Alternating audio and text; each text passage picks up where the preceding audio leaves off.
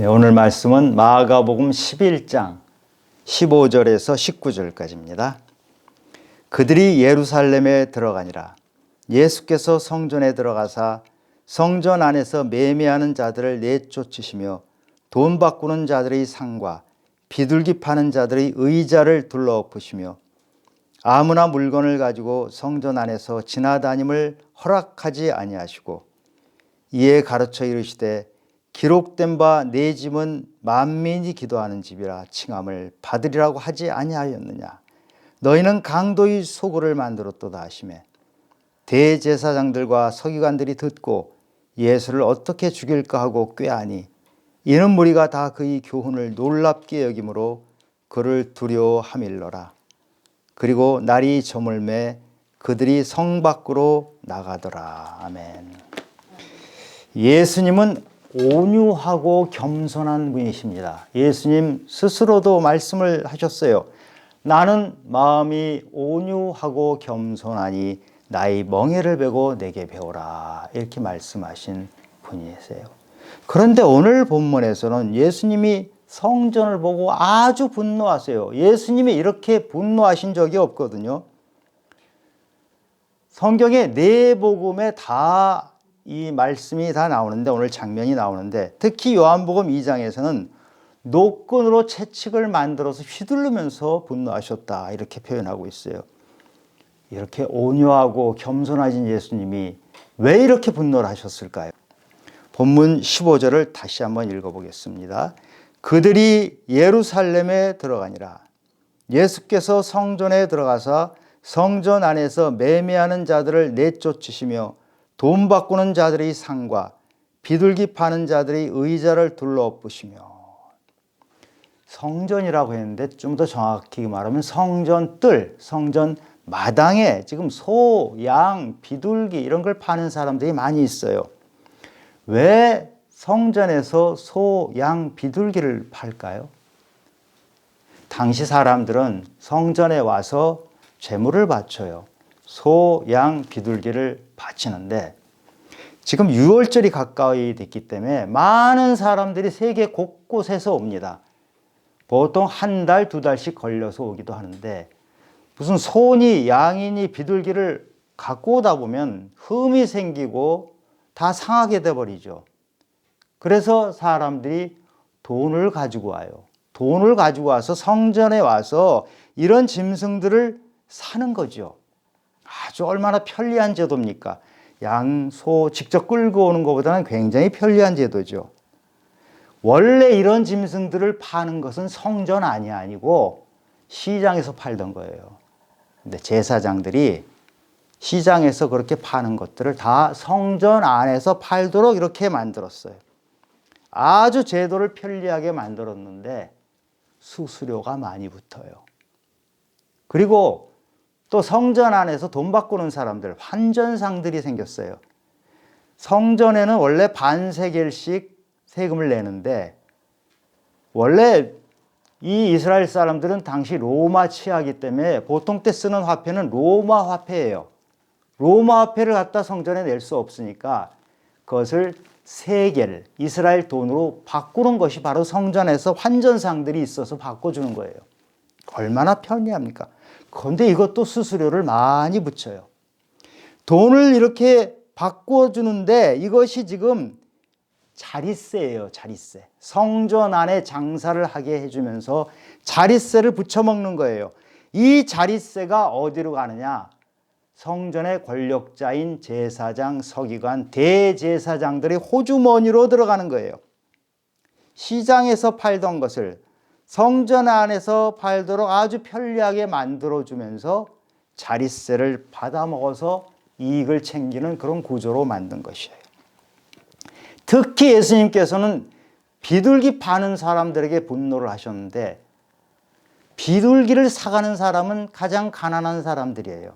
그 가난한 사람들이 피땀 어린 돈을 챙겨서 이익을 착취하고 있기 때문에 예수님이 더 분노하셨어요. 본문 16절에 보면 아무나 물건을 가지고 성전 안으로 지나다님을 허락하지 아니하셨다 이렇게 나오죠. 성전 뜰을 사람들이 지나다니는 통로로 만든 거예요. 성전을 가로질러 가면, 뜰을 지나가면 굉장히 빨리 갈 수 있으니까 이 사람 저 사람이 완전히 길바닥처럼 만들어 놓은 거예요. 예수님이 그걸 못하게 하신 거예요. 지금 광경을 생각해 보면 너무 희한한 장면이 펼쳐진 거죠. 성전 안이 완전히 시장 바닥이 되어버린 것이에요. 그렇기 때문에 누가복음 19장에 보면 예수님께서 예루살렘을 보고 우셨다 그래요. 예수님 마음이 너무 슬픈 거예요. 그래서 우신 거예요. 성전이 이렇게 더럽혀졌어요. 그런데요, 성전 건물은 화려하기 짝이 없어요.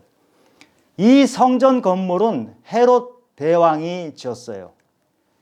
기원전 19년에 지어가지고 그것이 63년에 완공이 됐으니까 장장 82년에 걸쳐서 엄청나게 화려한 건물을 지었어요. 이 헤롯 대왕은 에돔 출신이에요. 이방인이 유대를 통치하려니까 유대 사람 환심을 얻기 위해서 이렇게 엄청난 성전 건축을 지었어요. 이때 이 성전 건물이 솔로몬 성전보다도 더 화려하다고 그렇게 합니다. 근데 이스라엘 사람들은 이 성전에 와야만 예배 드리는 것을 알고 이 성전을 찾아와요. 성전 안에는 지성소가 있거든요. 지성소 안에는 언약궤가 있어요. 이 언약궤 위에 하나님이 임재하신다 이래가지고 찾아오는 거죠. 원래 언약궤 안에 들어있던 것은 세 가지죠. 모세가 시내산에서 받았던 돌판 2개, 그 다음에 아론의 쌍난 지팡이, 그 다음에 만나가 들어있는 항아리, 요 3개가 언약궤 안에 들어있었던 것이죠.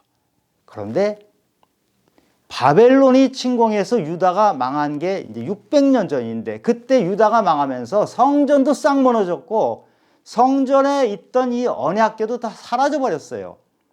그러니까 지금 헤롯 성전은요, 건물은 멋있게 있는데 언약궤가 없어요, 그 안에. 어찌됐건 이 성전이 화려하건 초라하건 언약궤가 있건 없건 간에 성전 건물 안에 하나님이 거기만 계시는 것이 아니에요.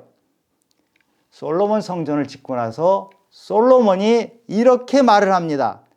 열왕기상 8장 27절에 보면 하나님이 참으로 땅에 거하시리이까 하늘과 하늘들이 하늘이라도 주를 용납하지 못하겠거든 하물며 내가 건축한 이 성전이오리이까. 무슨 말이에요?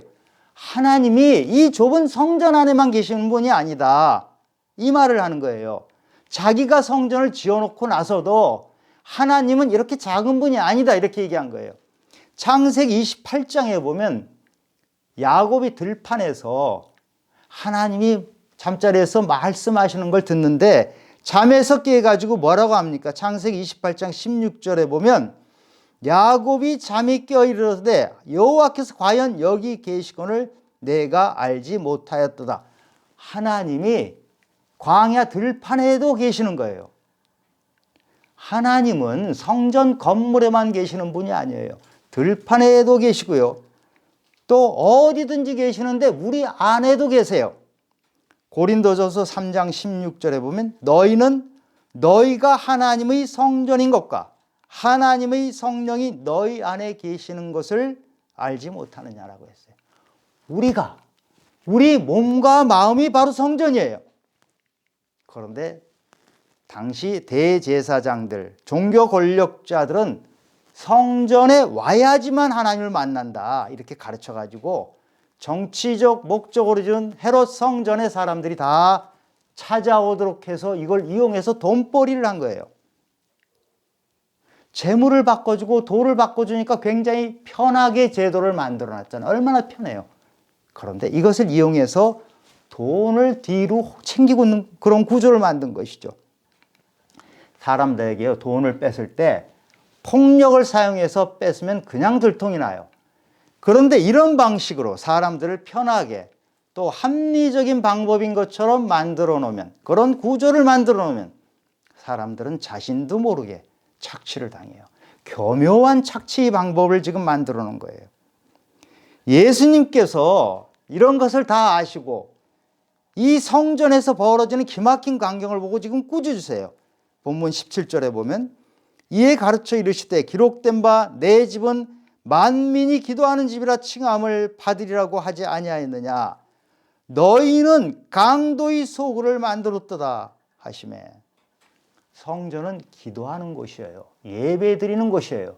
그런데 여기 짐승들을 잔뜩 가다 놨으니 소가 울고 양이 울고 똥 싸고 시장바닥이 돼 있어요. 여기서 무슨 기도가 되고 예배가 되겠어요.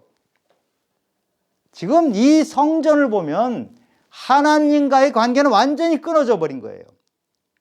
대제사장들, 하나님께 제사를 맡은 이 사람들이 완전히 사탄 노릇을 하고 장악이 돼 있어요.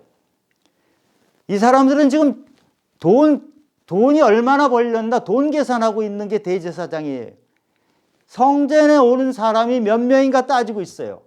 숫자로 보여요. 사람이 숫자로 보이는 그 순간에 사람에 대한 존중은 없어집니다. 사람들을 긍휼히 생각하는 마음은 전혀 없어져요. 돈 계산만 하고 있어요. 영혼이 바닥난 것이에요. 영혼이 바닥난 이 사람들이 예수님을 죽이려고 하는 것이에요. 디모데전서 6장 10절에 보면 돈을 사랑함이 일만 악의 뿌리가 된다 이렇게 말을 하고 있어요. 돈에 한번 홀리면요 부모도 눈에 안 들어와요. 모든 악의 근원이 바로 돈이에요. 사도행전 4장에 보면 아나니와 삽비라 부부가 죽음을 당하는 장면이 나오죠. 그 사람들이 논밭을 바쳤는데 죽음을 당했어요. 적게 바쳐서 그런가요? 하나님은 절대로 적게 바치는 것을 야단치지 않으세요. 왜 그러냐? 성령을 속였기 때문에. 많이 바치는 척 해놓고 사실은 조금 바친 거. 거짓말을 했기 때문에 죽임을 당한 거예요. 일본의 도요히데라는 목사님이 계세요. 성자라고 부르는 분인데 이분은 교회는 목욕탕이라고 그랬어요. 우리가 목욕탕에 가면 때를 씻잖아요. 교회가 바로 우리 죄를 씻어주러 가는 곳이다 이렇게 말한 것이에요. 그런데 교회가 이렇게 더럽혀져 있으면 때를 씻으러 가는 사람이 되려 때가 묻어가지고 오는 것이죠. 교회는 예배하는 곳입니다. 기도하는 곳이에요.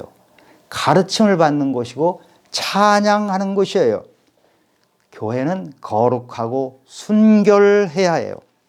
하나님께서 말씀하셨어요. 내가 거룩하니 너희도 거룩하다. 교회에 대해서 하시는 말씀이에요. 교회는 하나님만 영광 받으시는 분이에요. 그런 곳에서 인간의 냄새가 펄펄 나면, 시장 냄새가 나면 하나님이 우시는 거예요. 예수님께서 당시 헤롯 성전을 보고 우셨는데 지금 이 땅의 교회들을 보고 예수님은 어떤 마음이실까요? 교회는 절대로 장사하는 곳이 되면 안 돼요. 상행위가 일어나서는 되지 않아요. 오염시키는 거예요. 여러분, 돈은 악의 통로예요. 돈이 들어올 때 돈은 슬쩍 우리에게 한 발을 살짝 들어옵니다. 그리고 조금 있다 보면 또 두 발을 우리한테 집어넣어요. 그러다가 몸이 통째로 들어와요. 그리고 나서는 안방 차지를 해버려요. 돈이 바로 그렇게 우리를 장악해버리는 거예요. 성경에 돈에 관한 말씀이 많이 나와요. 돈이 악의 통로이기 때문에 조심하라는 것입니다.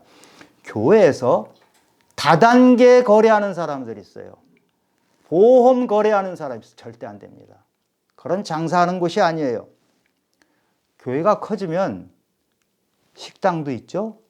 카페도 있죠. 서점 같은 것도 있죠. 그런 것을 운영할 때 조심해야 돼요. 사람들이 교회 안에서 그런 것을 쉽게 할 수 있도록 해주는 것은 굉장히 좋은 뜻이에요. 그런데 그것이 누구의 이익을 위해서 하면 안 된다는 것이죠. 절대로 그런 곳에서 남는 어떤 것이 교회 재정으로 흘러들어가면 안 돼요. 더군다나 목사의 호주머니로 들어간다는 것은 하나님이 분노하시는 일이에요. 만약에 그런 곳이 있다 그러면 지금 헤롯 성전에서 일어나는 것과 똑같은 것이에요. 교회는 건물이 아니고 아름다운 믿음의 사람들이 모이는 공동체예요. 여기에서 이런 일이 일어나면 안 돼요. 예를 들겠어요. 장로님, 요번에 우리 아이가 장로님 회사에 면접을 보러 가는데 좀 도와주세요. 이 청탁하는 거거든요. 교회는 이런 청탁이 있으면 안 돼요. 교회는 동호회라든지 무슨 종친회, 향후회, 무슨 계모임과 같은 이익 공동체가 아니에요. 끼리끼리 해서 이익을 나누는 그런 구조를 만들면 안 돼요. 우리나라 지금 교회에는 이런 광경이 엄청 많습니다. 청탁하고 서로 이익을 나누고 이런 곳이 아니라는 것이에요. 주님께서 우리에게 말씀하셨어요. 내가 너희를 사랑한 것처럼 너희도 서로 사랑하라. 너희도 서로 사랑하는 것은 교인들이 끼리끼리 모아서 이익을 구하라, 그것이 아니고 교인들이 서로 돕는 거예요. 돕는 건 좋죠. 돕고 그 도움의 손길이 교회 담장 넘어가라고 하신 말씀이에요. 조금 있으면 총선이 지금 한 달도 안 남았어요. 정치가 교회로 들어오지 않도록 하셔야 돼요. 세상은 참 혼탁합니다. 근데 혼탁한 세상 중에서도 꼭대기에 있는 게 정치예요. 정치는 필요해요. 우리 사회에서 필요하기 때문에 정치를 하는 것이고 아주 유익하게 잘 만들어야 돼요. 그러나 정치가 교회로 들어오지 않도록 해야 돼요. 정치가 교회로 들어오는 것은 마치 뭐냐 하면 우리가 장사가 뭡니까? 장사가 물건 팔아서 돈 버는 거잖아요. 정치는 사람 장사하는 거예요. 표 장사하는 거예요. 교회 안에서 이렇게 사람 장사, 표 장사하는 것 허용이 되면 안 됩니다. 많은 정치인들이 교회에 다니는데요. 아침 예배는 이 교회에서 다니고요. 오후 예배는 저 교회에 가서 하고 수요 예배는 또 다른 교회에서 하고 그리고 명함을 줘요. 교회 안에 들어와서 정치하는 것이거든요. 여러분, 이것은 목회자부터 성도들이 깨어서 이런 것은 못하게 해야 됩니다. 이 행위는요, 성전에서 소 팔고 양 팔고 비둘기 파는 것하고 똑같은 행동이에요. 오염시키는 거예요. 교회는 세상의 것으로 오염돼서는 안 돼요. 지금 헤롯 성전이 으리으리하게 지어져 있죠. 왜 건축을 크게 합니까? 지금 헤롯 성전은 이방인 헤롯이 정치적 목적으로 지은 건물이에요. 완전히 시장바닥같이 만들어놨어요. 여기엔 하나님이 계실 리가 없어요. 안 계세요. 썩은 냄새가 진동하잖아요. 큰 건물을 짓는 게요, 독재자들이 가장 대표적으로 하는 게 큰 건물 짓는 거예요. 여러분 가만히 생각해 보세요. 이 세상에 지금까지 독재자라고 했던 사람은 한결같이 큰 건물을 짓었어요. 종교 권력자도 마찬가지예요. 내 교회가 커졌다. 그래서 큰 건물을, 높은 건물을 짓는다. 이것은 세상에서 하는 거나 똑같은, 독재자가 하는 거나 똑같거든요. 여기에는 음습한 탐욕이 숨어 있어요. 거기엔 반드시 이익구조가 있어요. 건물을 짓는 곳에는 반드시 이익구조가 있어요. 조심해야 돼요. 제가 건물 짓지 말라는 것이 아니에요. 건물은 그곳에 딱 맞을 정도로 지어야 되고 투명하게 지어야 돼요. 거기 흘러가는 돈, 나오는 돈은 전부 투명해야 됩니다. 세상에서 가장 썩기 좋은 것이 건축하는 것이에요. 그렇기 때문에 우리가 조심해야 됩니다. 예수님께서 돌 위에 돌 하나도 남기지 않고 이 성전이 무너지리라 이렇게 말씀하셨는데, 이 헤롯 성전은 63년에 완공이 됐어요. 82년 동안 지은 거잖아요. 그런데 70년에 무너져 버렸어요. 7년 동안밖에 유지되지 않았어요. 다 지어놓고 7년 동안 유지되는 것을 82년 동안 지은 거예요. 왜요? 솔직하지 않았어요. 거짓말로 지은 거기 때문에 그래요. 지금 세계에서 가장 큰 성당이 어디죠? 베드로 성당이에요. 여러분 베드로 성당 가보신 분은 알겠지만 으리으리해요. 눈이 싱그러지고 입이 딱 벌어질 정도로 으리으리한 이 베드로 성당은요, 짓는데 120년이 걸렸어요. 이 성당을 지으면서 사람들에게 면죄부를 팔았어요. 헌금하면 네 죄가 사해진다, 이 얘기를 했죠. 그리고 헌금함에다가 동전을 넣으면 동전 땡그랑 땡그랑 소리 날 때마다 연옥이란, 캐톨릭엔 연옥이 있어요. 연옥에서 천국으로 올라간다. 땡그랑 땡그랑 소리가 많이 날수록 천국으로 쉽게 올라간다. 이렇게 사람들을 속였어요. 얼마나 이 더러운 냄새가 납니까? 돈 냄새가 납니까? 그래서 1517년에 종교개혁이 일어난 것입니다. 지금 이 땅에서는 우리 교회와 교인, 기독교인에 대해서 실망한 사람들이 무척 많아요. 전에 우리 마하티마 간디 얘기를 했죠. 이 간디는 나는 예수님을 너무 좋아한다. 그런데 교회는 싫다. 왜냐? 교인들이 예수를 전혀 닮지 않았기 때문이다. 이렇게 말을 했거든요. 젊은이들이 지금 교회를 쉽게 가지 않습니다. 그리고 교회를 다니다가도 지금 안 나가는 가난한 신자라고 하죠. 그런 사람들이 많아지고 있어요. 왜 그렇습니까? 지금 교회 다니는 우리가 본을 보이지 못해서 그래요. 교회를 다닌다고 하면서 교인이라고 하면서 하는 모습은 예수님이 가르침과 전혀 다르니까 그 사람들에게 본이 되질 않아요. 헨리 나우엔이란 유명한 분이 있죠. 그분이 예일대, 하버드대 교수를 하신 분이 그 발달장애인 공동체에 가서 인생을 사시고 돌아가신 분이에요. 이분이 주의기를 내게 보이소서 이런 책을 썼는데 거기에 보면 지금 이 시대는 교회가 예수님께로 가는 길이 아니라 교회가 예수님께로 가는 길이 아니라 그 길에 장애물이 되고 있는 세대야. 그럼에도 불구하고 예수님과 교회를 분리시키는 일은 없어야 한다. 교회는 주님의 몸이다. 교회가 장애물 같은 모습을 보이는데 그럼에도 불구하고 주님의 몸인 교회에 우리는 열심히 가서 신앙생활을 하라 이 말입니다. 제가 지금 교회 중심의 신앙생활을 하라고 하는 이 말은 교회에 문제가 많고 교회가 많이 건축하고 이러는데도 가라는 말씀이 아니에요. 그런데 가지만 우리 자신이 똑같은 문제를 가지고 있지 않나 돌아보면서 회개하면서 새롭게 만드는 일을 같이 하라는 거예요. 하나님은 사랑이시라. 하나님은 사랑이시라. 예수님은 예수님이 사랑의 하나님이세요. 그런데 하나님은 또 공의의 하나님이세요. 심판하시는 하나님이세요. 공의로운 하나님께서 세상 사람들을 심판하기 전에 교회부터 심판하겠다고 말씀하셨어요. 제가 표준 세번역으로 읽어볼게요. 베드로전서 4장 17절에 보면 하나님의 집에서부터 심판을 시작할 때가 되었기 때문입니다. 심판이 우리에게 먼저 시작된다고 얘기를 하고 있어요. 예수님께서 마찬가지로 말씀하신 거예요. 심판은 하나님의 집인 교회부터 먼저 시작한다. 그런데 교회에서도 누구부터 먼저 시작하느냐?